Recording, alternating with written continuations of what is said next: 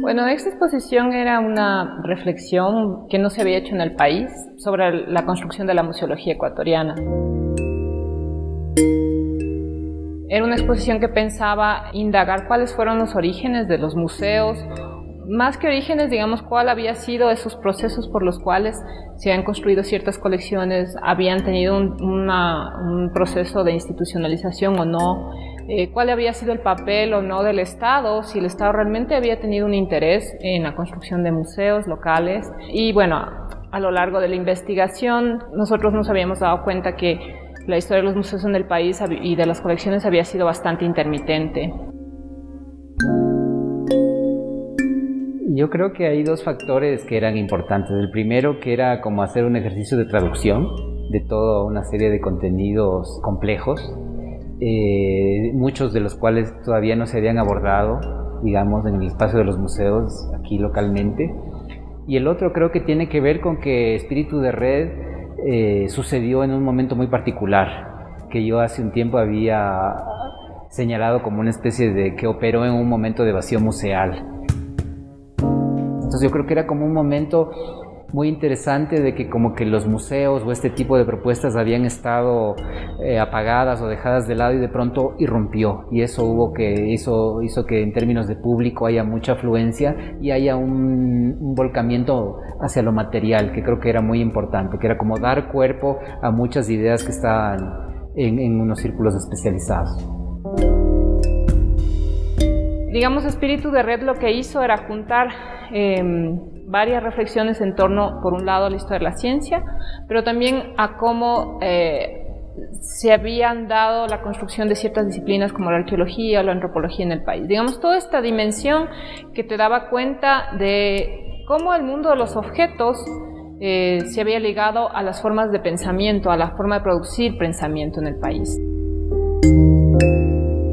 Trabajamos un poco sobre ciertos cánones, que ciertas ideas se articulan en ciertos cánones. Por ejemplo, la idea del gabinete, que creo que fue muy potente porque tenía una doble lectura, tenía una lectura desde la ciencia, pero también desde la estética, que es como coger estos dispositivos que tienen mucha tradición en la historia de los museos.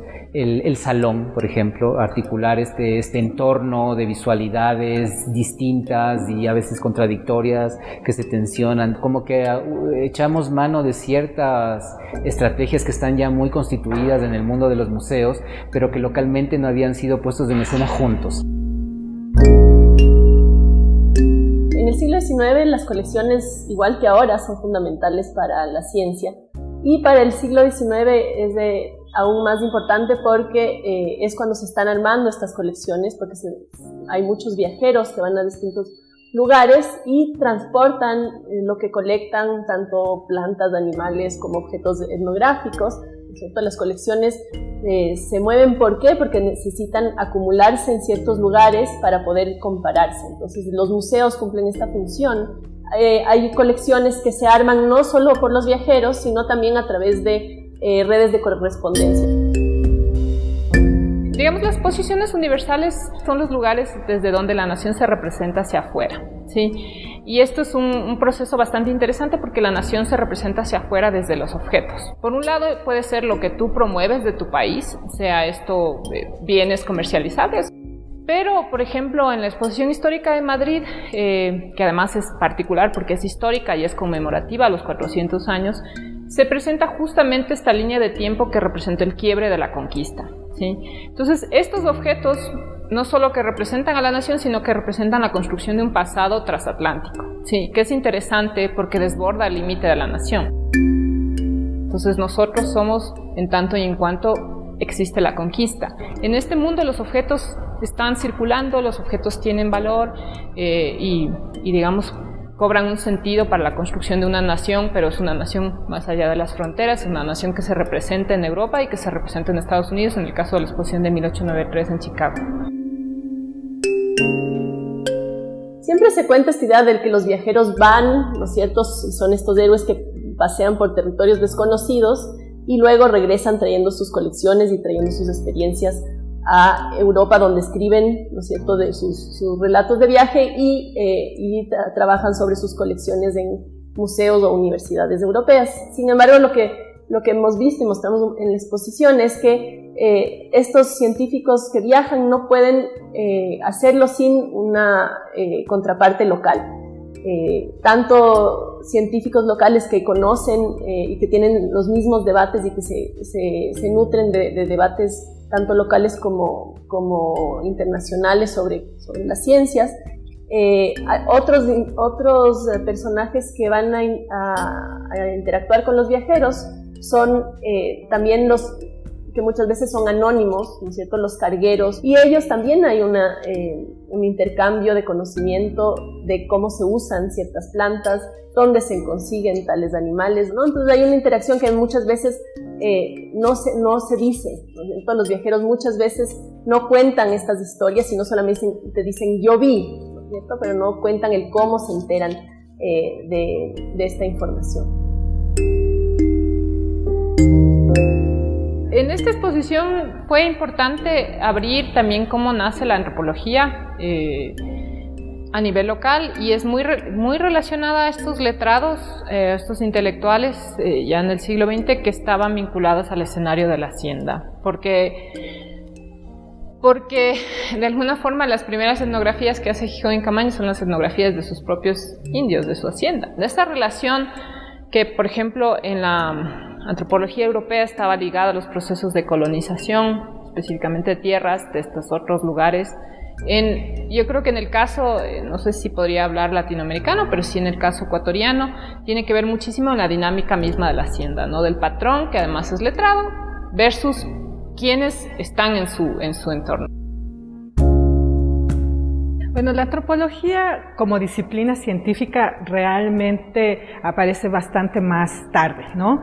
Ya más o menos a mediados del 20. Pero a finales del siglo XIX tenemos una coyuntura muy importante que marca un conjunto de narrativas sobre las culturas del Ecuador. Estas formas del siglo XIX en el Ecuador estuvieron representadas por los trabajos de Cordero y los de Juan León Mera. El uno era un ilustrado humanista, ese es Cordero, ¿no? El quichua era casi su lengua materna, ¿sí? Pero en ese proceso también comenzó a colectar a pedido de Juan León Mera algunas coplas del quichua. Entonces esta admiración por el quichua, que también había tenido una admiración por el español, y en esta lógica ilustrada humanista, ¿no es cierto?, de informar, de educar a las masas populares, ¿no es cierto?, de que hablaran bien el español, también tenía una idea de que había que darle un lugar especial a esta lengua, una lengua que él consideró una lengua de la literatura y el arte. Por otro lado, en cambio, estaba un romántico, ¿sí?, un pensador romántico que había estado siempre pensando en encontrar los elementos originales, la identidad propia de la nación, ¿sí?, a través del arte, sobre todo de la literatura, y ese era Juan León Mera. Y a él se le ocurre que había que recolectar estos, coplas del quichua. Esta es su primera idea. El pueblo, esta plebe, ¿no es cierto?, que ya no está caracterizada por el idioma puro del quichua, sino que en realidad mezcla el quichua con el español, también merece un lugar especial. Piensa él que no debe solo recolectar entonces las coplas quichuas, que ese fue el proyecto inicial, sino además las coplas populares. Todo esto con el afán de dar cuenta de qué es y cómo es el pueblo ecuatoriano, ¿sí? Y esto ponerlo en relación con la construcción de la nación. Entonces, los comienzos de la antropología, como todo comienzo de la antropología, generalmente es contada desde Europa cuando descubre América. Si la podemos contar nosotros para la nación ecuatoriana, es cuando nosotros, aquellos que comenzamos a poblar, digamos, los blanco mestizos, ¿no es cierto?, los que somos, o los que nos originamos en la mezcla, ¿no es cierto?, que somos producto de la conquista, comenzamos a darnos cuenta de que esta nación estuvo por muchos, muchos años habitada, ¿no? Y nos damos cuenta de ese otro, ¿sí? Entonces la antropología siempre ha sido una disciplina que siempre nace, ¿no es cierto?, en la visualización, en la conciencia de la diferencia.